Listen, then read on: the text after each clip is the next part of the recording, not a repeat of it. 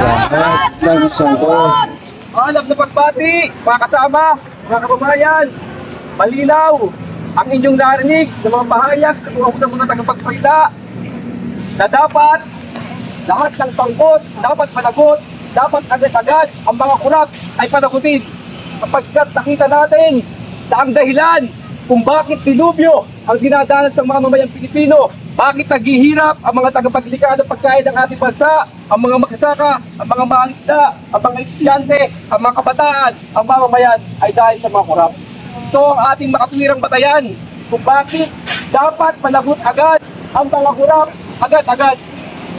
Segundo, nanakawan tayo, ganun kabilis, ganun kadalas, pero ang justisya, napakabagal, hindi umuusad. Imagine, isang administrasyon na nangangalandakan na kanya daw susolusyonan ang problema sa korupsyon, mas nauna pang nakulong ang mga galit sa kurap noong September 21 kaya sa mga kurap. At ang nakakagalit pa, ito lamang nagdaang Bagyong Tino, may panibago na namang kayong mga kababayan ang namatay sa Cebu na kung saan ay umabot sa mahigit 200 katao. Isang ama, 6 na anak at 2 apo ang namatay.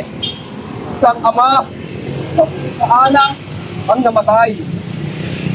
Nakakagalit, nakakalungkot, nakita natin ang bayan, mga bata na andun sa buwan, walang kamalay-malay, at ang kanilang mga pinaghirapan, mga pinundar, mga kabahayan, mga sakyan, mga kabuhayan ay pinasak dahil dito sa mga pagtungkol. Dinubog ng baha ang pinakamasaklap, buhay at nawala. Ganon din na nangyari sa pagtungkuan ngayon sa ating mga kababayan ang namatay. Nasaan ang 9.2 billion ang program population funds ngayon sa pamahal ng Papulo ang ipinonso sa mga flood control projects sa Visayas at ang pinakalalaki ay sa bahagi ng Cebu at nangyayari pa rin ang mga bagay nito. Ang mga mangingisda ay nakalubog pa rin sa baha, magkakaroon ng mga tahanan, ang kagamitan ng pangisda, wasag, gutom ang dinadanas. Tuloy-tuloy ang perwisyo ng mga kurakot habang hindi natutuloy ang pagkalagot sa mga kurap. Sa bagay, ano nga ba ang maaasahan natin sa isang administrasyon? Bongbong Marcos na pinalaki sa nakaw, pinalaki sa korupsyon, at ang bunga ng kanyang administrasyon ay nagmula sa korupsyon. Huwag nating kalimutan na hanggang ngayon ay hindi pa na ibabalik ang kanilang nilakaw na yaman kung nagkakahalaga ng 10 milyong dolyar. At noong 2013, sinangkot siya at tungkol sa politiko, sinangkot sa pagbahagisap, sinasabi ng sinispondo sa nakapag politiko at mamahalaga ng nagsasaran sa politiko. At ngayon, sa panahon na, yun, budget para sa iba't ibang proyekto, lalo na sa nagmamahalaga niyang flood control project at nakaba. Kaya't walang duda na si Marcos Jr. mismo ang sangkot sa korupsyon sapagkat siya ang chief of executive sa kanya nagpupula ang pambansang budget. Halos 1 bilyon ang nilabas sa budget sa flood control project mula noong 2028 hanggang 2025. Sa panahon din ito, ibobo ang Ultimate Round Appropriation Project para may pasok ang mga infrastructure project dahil wala pang tiyak na pondo.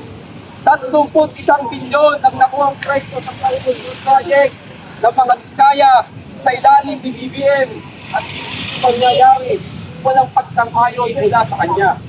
At kahit ang Duterte administration mismo ay tutulong ng Diskaya, nakuhita siya sa mga nasabing proyekto na ay yun, siyempre, ang kaya't palinaw na si Mama mga tao mo mga pinap ang pagkakita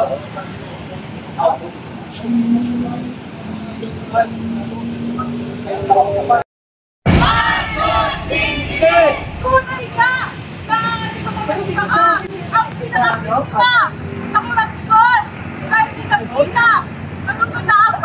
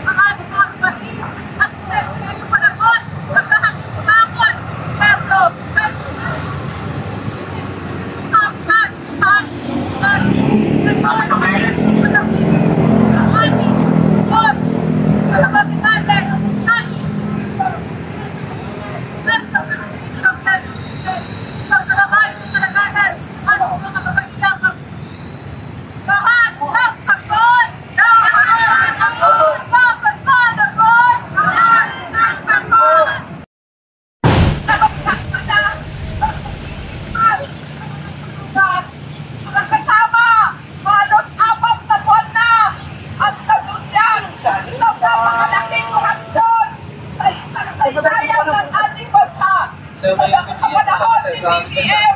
Ito na yung pinakamalaking korupsyon na nangyayari. Pero bakit hanggang ngayon, wala pa rin sa panahon?